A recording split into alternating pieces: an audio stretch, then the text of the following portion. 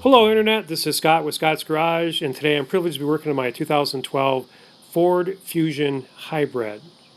And in this video I will be showing you how to replace the rear upper control arms.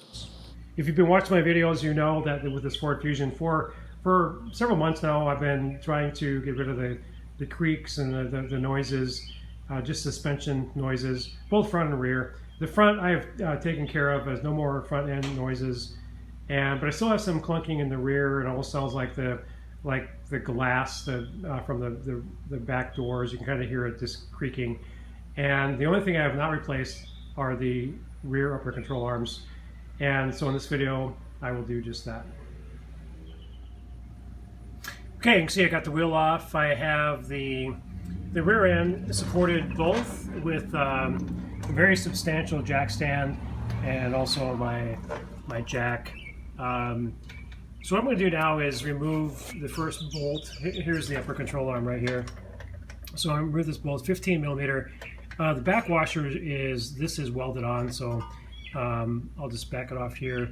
And since the jack is still underneath the lower control arm, I'm not expecting it to move at all. Okay, you can see that I got the bolt out partially.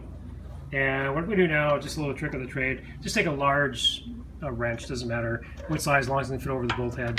I'm going to put it over that. You just pull on it. I'm going to take a hammer and hit the wrench, and the bolt will come right out. Okay, I was able to hammer that bolt out, no problem. And now I'll get to the bolt that's on the inside. Okay, I was able to get that upper control arm removed from this driver's side rear.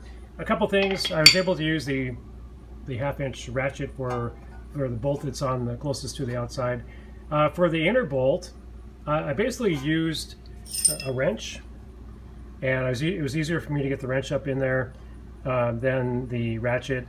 But it is possible, I just had to, in the backside underneath, use this wrench and just got it on there and loosened it. And you know, once it's loosened, it takes a little bit to back off all the threads. But then I was able to hold this upper end, just kind of jostle it around and loosen it up where I could just do it by hand. So no big deal. Okay, here's the new one. It's always a good idea to line them up, make sure that it's accurate, and it is. And you can see this was the original Ford part, the Fomoco. This obviously isn't. But you can definitely tell that the bearings are shot there. And anyway, new one, I'm going to put it in reverse order. Okay, I got the new upper rear control arm in place. And I've replaced most of the suspension in this car. If you are a do-it-yourselfer and you've replaced suspension before, this is a relatively easy thing to replace. I just put it in reverse order. Make sure you check the torque settings for the bolts for the upper control arm. I did, but I'd rather you do that yourself. You can find that information online. But I hope you enjoyed the video. This is Scott with Scott's Garage. Have a great day.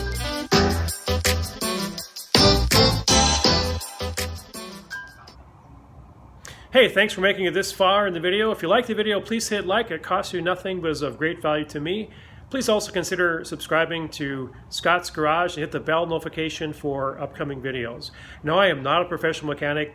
I'm simply a backyard mechanic, a do-it-yourselfer. I've loved working on cars since my teenage years. This literally is my garage.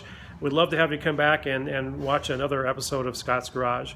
Please also consider downloading the Brave browser. Now, I heard about Brave for months, various YouTubers. Didn't check it out, but I did a couple months ago.